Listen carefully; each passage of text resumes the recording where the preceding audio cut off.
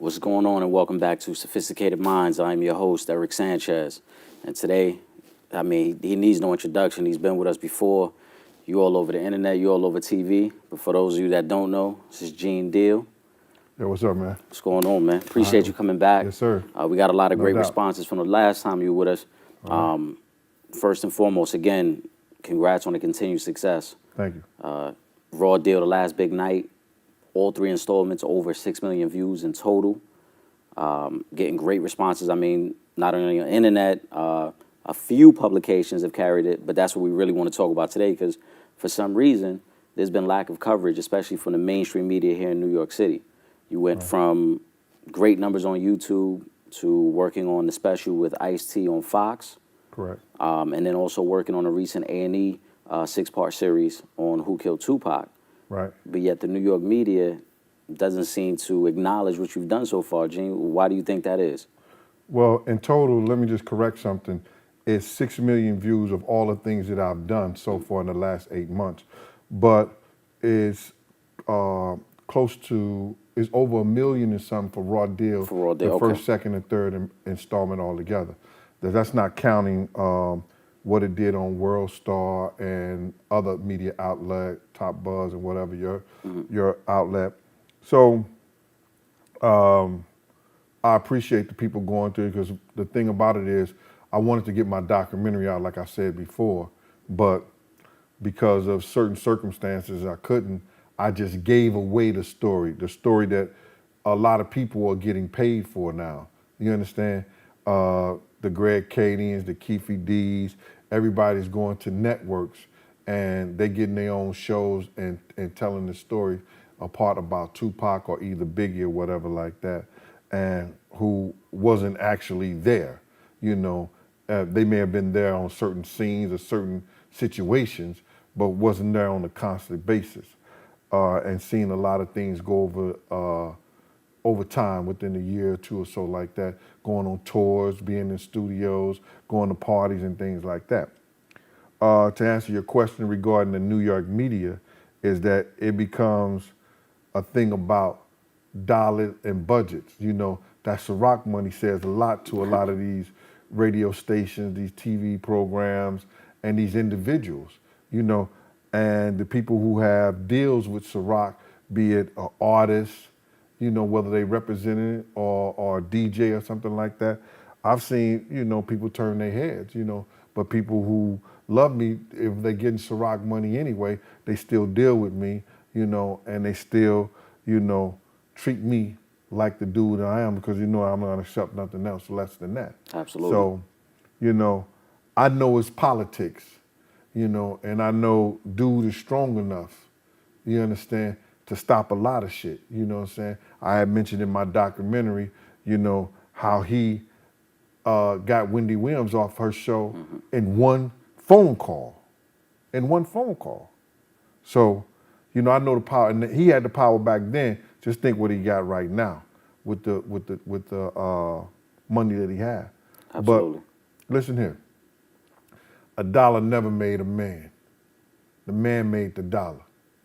You understand? Oh, yeah. And I don't give a dog shit, you know, how much money he got, what he do, and he knows that about me. You understand? He knows I'm the type of dude that I'll shovel shit for a living. I'm gonna come out with this story and I'm gonna get things done, you know. And it's not just now the Biggie story, you understand? It's the Bad Boy, the life story, everything that this dude did to the people that were surrounded around him, you understand? That these people gave up their lives, their relationships, you understand? Their families, their jobs. And now he's sitting in a certain place and he never paid homage to none of those people. You understand? And I dare people to go ask Wolf Mother, you know, for instance. You understand? Raising them sons. You understand? People like Tone, who was there. People like Ak, who was there, who helped us get in and out of clubs. You understand what I'm saying? Yeah. Because if people know who's around there in the 90s, we was in the Palladium, the Tunnel, the Red Zone, the SOBs or whatever. All these clubs we did in New York City, you know, you just couldn't walk in there and in and out of there unless you had a strong team. Now, we know Puff's influence through television, through radio, but there was a publication, XXL Magazine, who ran a short clip on part 2 of the documentary. Did they ever reach out to you, or did any other magazine publication ever reach out to you about your story? I think XXL reached out to some of my people, but I've never talked to them personally regarding, and that was a little bit brave of them. I guess they won't be getting Ciroc money this month. You know what I'm saying? No Ciroc advertisements for a little while. Advertising for a little while. But the thing about it is that, you know, this story can't get old, man. It won't get old. You know what I'm saying? Big music ain't old. Oh, yeah. You know, people still bumping their head to it. Pop music ain't old. People still bumping their head to it. You understand? When the truth and all the truth come out, you understand? Then they can rest in peace. But right now, they still turning over in their grave. You know, I heard dudes say, yo, and as long as he keep lying, you understand? I'm gonna stay on his ass like white on rice. You understand? He said, oh, Big begged me to go, you know, stay in Cali. I should have let him go to London. He know he a lie and the truth ain't in him. You understand what I'm saying? Oh yeah, I mean it's been documented through other sources as well that Big was never really comfortable going out there at that time anyway. Well, but not only that, you understand? He made Kirk Burroughs, who at the time was the president of Bad Boy, kill that deal that Big was supposed to get that $2,500 to go to London and everything like that. You know, not just to work on his album. You understand? He made him kill the deal. He was begging. I was in the car with him every time, everywhere he went in Cali. He always begging Big, telling Big, yo, you going to the party, you going this. Yo, when has an artist ever had to beg a producer to go somewhere, you understand, and make his money? You understand? Yeah. Big was his own man. So by him telling that lie, you know, somebody should smack the shit out of him and say, yo, man, listen here, man. Come on, stop that. You lying on the dead right now, bro. You lying on the dead. That man ain't never had to beg you to do nothing. So it is what it is with that point. You know, New York media, I understand, you know, and somebody told me Charlemagne was trying to get at him one time and he squashed that. You understand what I'm saying? Oh yeah. So I understand why he ain't said nothing. Because if he say something, it makes it go viral. It make somebody, you know, somebody else want to talk to me. But it eventually come, bro. It eventually come whereas that he's going to have to sit there and answer to that. You know, he could talk about, I'm a new person, new love. All right, I give you that. So if you want to be Dr. Love to me or Mr. Love, tell the truth. You understand? Tell the truth, man. Then you become Mr. Love, Dr. Love, Brother Love, whatever love you want to do. All right. Now, you also worked on a recent 6-part series put together by Ben Crump on the Who Killed Tupac. Right. And then you, after being on, I believe it was episode 4, you were on there, right? 3 or 4, episode 3 or 4, you were on. Somewhere around there. You had released a short clip, and you stated your piece on how you were, how it was put out to the masses. Right. Your comments about Puff and Big's relationship with Pac and how everything went down around the time of Pac's murder. Right. I watched the interview. I've spoken to you several times off camera. I felt you were portrayed incorrectly. Correct. Your words were put out incorrectly, I should say. Well, what they did was, it's that old television cut and paste. You understand? For whatever reason, one of the producers, Frank Williams, I think his name Frank Williams, he made the statement when I confronted them at Al Sharpton's National Action Center that it was him who edited it and produced it like that. I was, you know, somewhat ashamed that the part that I played in the documentary, because when I went to you guys to do it wholeheartedly, I did it for the fact that you wanted to know the atmosphere of Tupac with the East Coast and West Coast. I was in the middle of it. I was through the gunshots, the blood. I pulled Big out the car when he died. I got a call from the people when Tupac died an hour later. I mean, when he got shot an hour later. You understand? And I'm ashamed of how y'all played me. Tell the people. I'm just being I'm ashamed how y'all played me. And we had a conversation. You understand, man? You had a conversation, man. And tell exactly why, Fred, you thought that what should have came out. Well, the thing about it is that my words was twisted to exonerate Puffy for his wrongdoing. When he set an atmosphere. Those Suge and Puff set an atmosphere for those kids to lose their lives, bro. I was there. We tried to have meetings that people wouldn't come to the meetings. Mainly Puff. Suge was ready to come to the meeting. The guys out here in New York had Suge ready for the meeting. You understand? They could have saved those kids' life. And I'm ashamed. And you think, you understand? Yeah, and you think, you know, tell them who you were. You were the bodyguard. So they don't know that. You want to let them know? My name is Gene Gill. I worked for Puff for 12 years. Before it was even Bad Boy. When we used to hang right there on 144th and 8th Avenue, same game, D. Ferg right across the street. You understand? ASAP Ferg followed. I was in the midst of all of it. And I went there hoping that they didn't ask the right questions. And if you guys gonna go think that Orlando Anderson killed Tupac, you better listen to the people that was behind Tupac's car. You understand? And said what came out the window and what they saw come out the window. You're not listening. Which he don't know. If I wasn't in the situation that I am today and about to retire, and I was who I was way back then, he would have caught the beat down. He would have never got a chance to apologize. Yeah, it wouldn't have been no apology because you was being a snake, bro. You know what I was saying about dude. You knew what I was talking about. And if anybody who look at everything I ever said, you could tell where they cut and pasted, because if I'm telling one story, I'm going and telling the whole story. I guess they say, okay, we're gonna use that part, to see that I'm vindicating Puff for any wrongdoing with the Pac situation. You understand? Absolutely. Now, that day that you confronted Benjamin Crump, did he speak to you off camera about the conversation you guys had for the documentary? And did he offer an apology? Because he was the gentleman that you spoke to across the table, so he knew exactly what you said and how you said it. Right. And the way it was portrayed in the documentary wasn't the same way that it was said to him. Yeah, he didn't have no, he had little autonomy on what was put together. Yeah, but you understand? He's just an actor. Oh, okay. He acting right now. You understand? So as long as he look good, he feel good.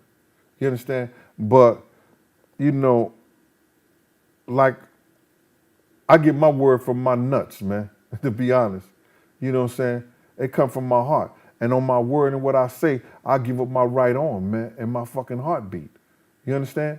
I'm not gonna sit up here and lie to another man. Confront me. Look me in my eye and tell me I'm telling a lie. It's not gonna happen, because they know the truth.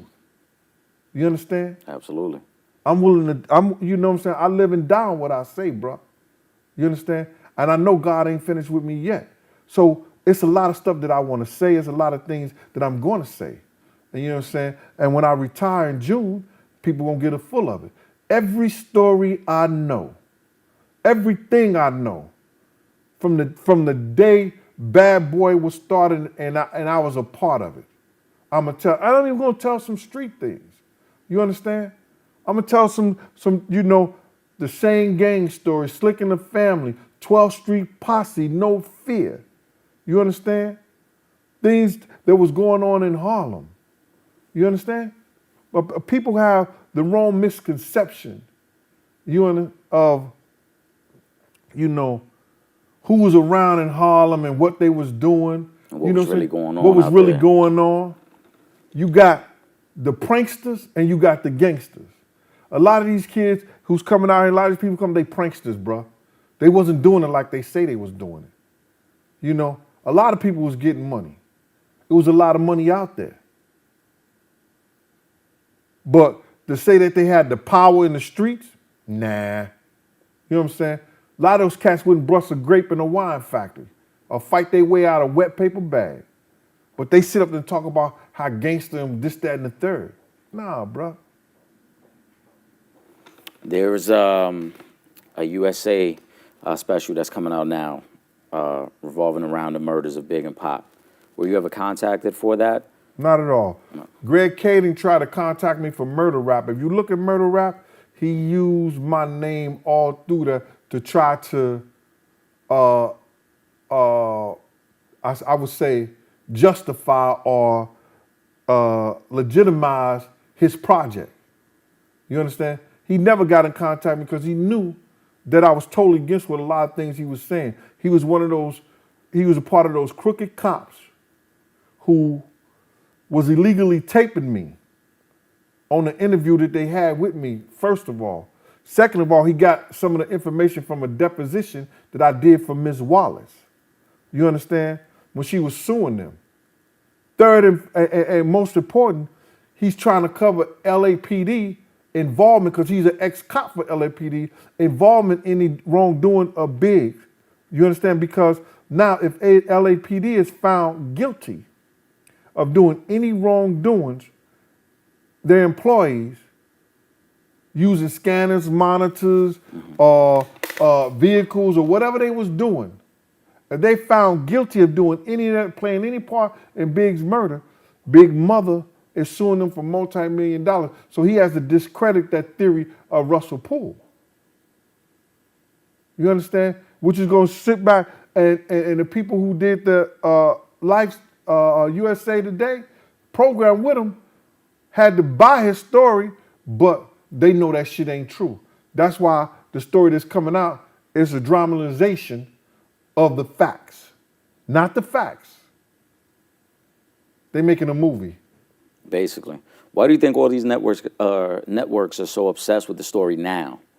I mean, we're seeing A&E getting involved, Fox got involved, obviously USA's getting involved. I mean, we had seen the documentaries in the past, but now these major networks want in on it. Why do you think that's the case? You know, Pac being a rock and roll star now, by being inducted to the Rock and Roll Hall of Fame, makes him international. You understand? It makes him international. He's an international star. Big deserve the same thing. You understand? But they're getting involved in it because of revenue and money. If a nobody like me could come back and tell a big story and in 8 months have over 6 million something views, you understand? And I'm on just on one YouTube network, what if my story get out worldwide, nationwide, and other avenues?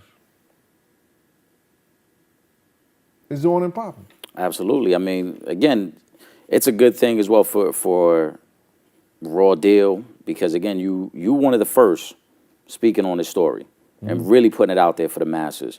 You touched on it earlier.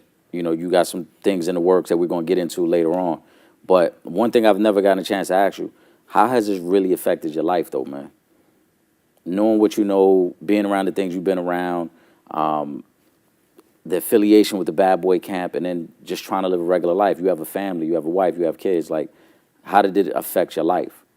Well, being ostracized by people that you gave up your life for, you know, if I wasn't the man that I was, and it would really have put me in a nut house or something like that. But I always put myself as 10 times the normal man. You understand?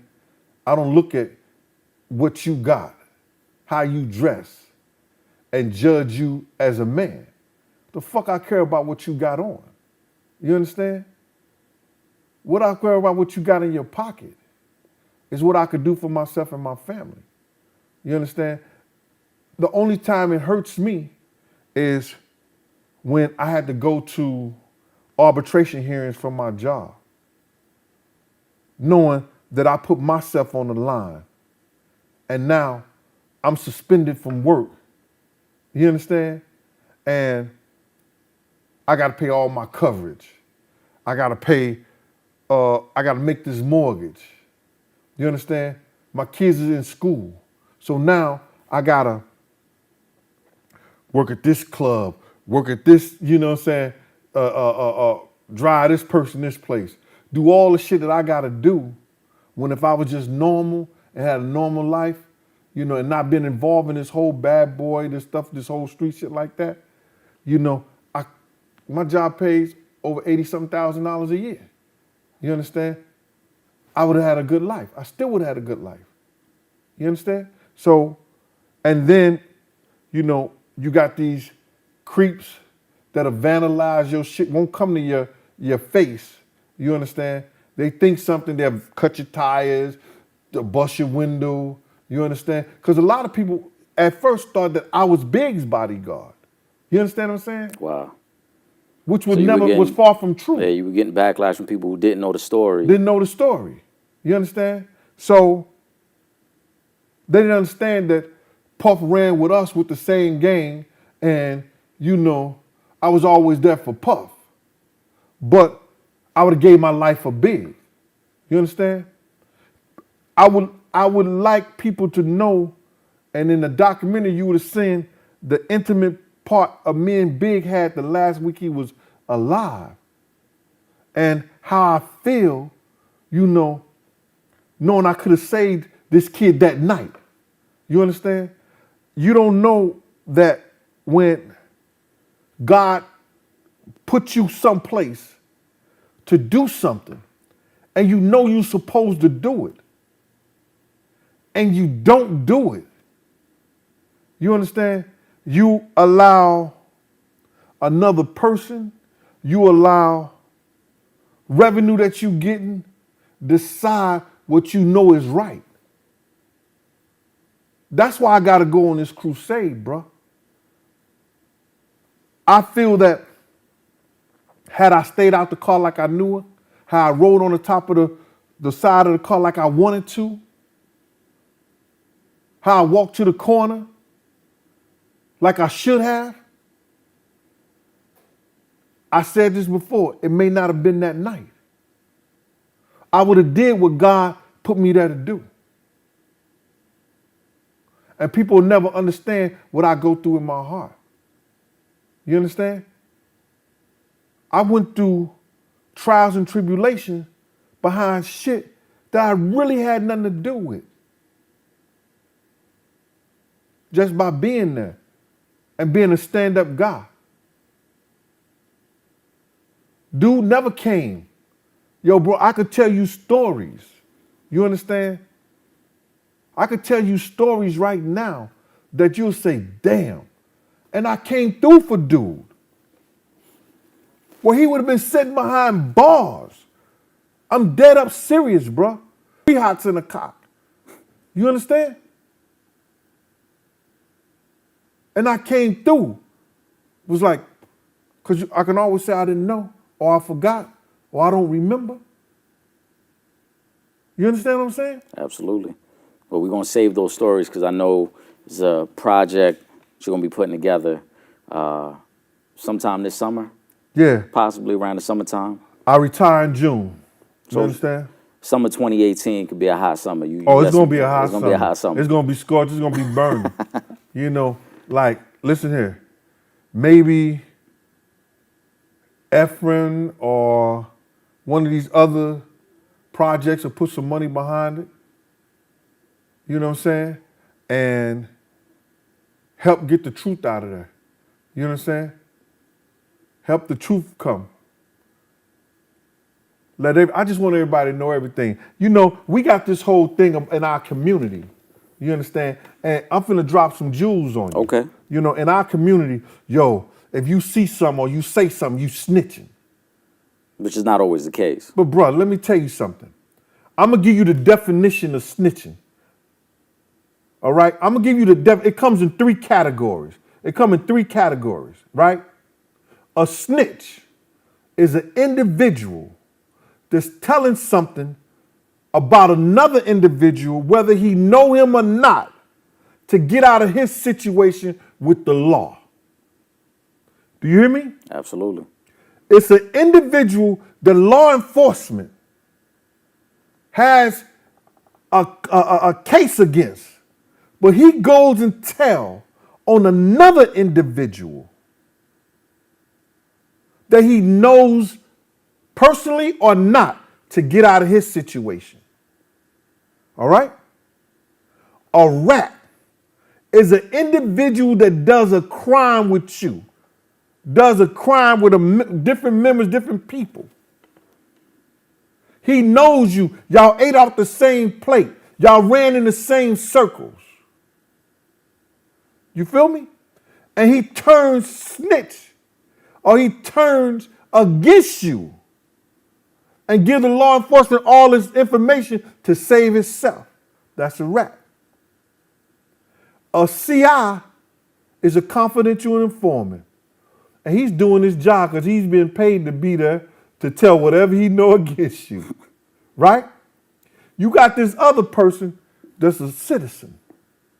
If you do your crime around him, if you sell drugs on his stoop, you understand? You come in and you shoot up and you kill somebody in front of him, he has the right to say what he want to say or do what he want to do and to bring you to justice. He's a citizen. You understand? Mm-hmm. You're not going to come where I live at and commit a crime, shoot up, sell drugs in front of people's houses, stuff like that, and the whole block ain't going to say nothing to you. Or the police ain't going to lock you up. Because that's what citizens at. We got citizens right here in Harlem, in Brooklyn. If you do a crime in front of them, they have the right, if they choose to say whatever they want to say. That's your bag, bro. That's on you. You're absolutely right about that, man. They try to get us fucked up. Yo, that nigga snitch, that nigga telling them. Man, get out of here with that. No, you 100% right about that, man. Gene, anything else you got coming out before the summertime that you want the people to be aware about? Obviously, we want them definitely to go check out Raw Deal, Last Big Night. Right. Keep supporting the project. Thank you. But is there anything else you're working on before the summer that the people can anticipate from you? Well, I'm just going to tell one story that they can look forward to. Okay. It's about my man Wolf, basically. I see 50 is doing this thing with BMF, you know, with Meech them and like that. Spent a lot of time around Meech them a couple of times right there. Had a couple of situations where me and him had conversations and everything like that. And I'm going to tell a story, and it's going to be played on Wisdom Clear, and it's going to be played on MRecktv. Shout out to M.Reck. Right. You know, about a situation, conversation me and Meech had about Wolf. Then I'm going to get into, in June, the real reason why that thing went down that night and how it went down between him and Wolf. Wolf and Meech. The part I knew about, you understand, what I was aware of. And that's all going to be with M.Reck and Wisdom Clear? No, that may not be on M.Reck and Wisdom Clear. Okay. We're trying, I'm getting with the team, and they want to start a thing called Deal With It, OG, Original Guru. And I could go back and tell the stories of the 90s, you know, the block parties in Harlem, the King Dome basketball tournament, the Rucker, tell stories about some of the gangsters, the pranksters, everything that was happening in Harlem through the 90s up into 2004. You know, different situations, different people, you understand? Things I've been involved with. You know, it's from A to Z, man. They know. All right, well, y'all definitely need to check that out. Summer 2018, it's going to definitely be a hot one. Legend in 2 games. My man Big Gene Deal, we appreciate you, my brother. We definitely going to do it again. All right. Sophisticated Minds.